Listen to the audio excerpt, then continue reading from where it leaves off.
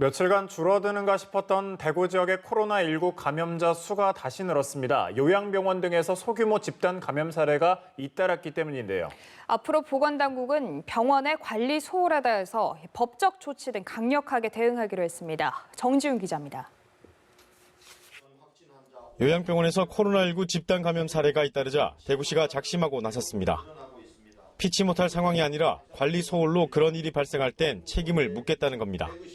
앞으로 시설 및 병원의 관리 소홀로 대규모 감염병 확산이 확인되는 경우 책임자에 대한 법적 조치를 적극 검토하겠다는 말씀을 드립니다.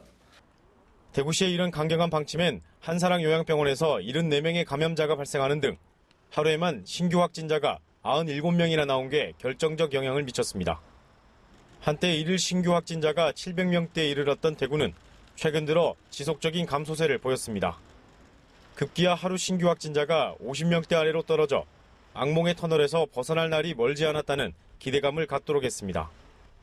하지만 요양병원의 집단 감염으로 대구 지역 신규 확진자 수는 다시 가파른 상승 곡선으로 돌아섰습니다. 누적 확진자 수도 19일 0시 기준 6,241명으로 늘었습니다. 특히 한사랑 요양병원의 집단 감염은 인재나 다름없었습니다. 병원 측이 감염 유증상자를 업무에서 배제하는 등 적절한 조치만 취했더라면 얼마든지 막을 수 있었던 것으로 드러났습니다. 코로나19 의심 증상을 보인 직원들은 곧바로 검사를 받거나 자가격리에 들어가지 않고 출근을 강행하는 등 안이하게 대처했습니다. 심지어 평소처럼 환자들을 돌보며 접촉하기도 했습니다. 결과는 참담했습니다. 의료진을 비롯해 직원 17명이 감염됐고 환자 57명도 확진 판정을 받았습니다.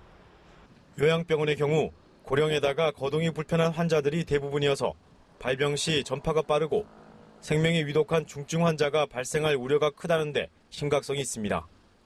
대구시의 강력한 의지가 재발 방지로 이어질지 주목됩니다. 연합뉴스 TV 정준입니다.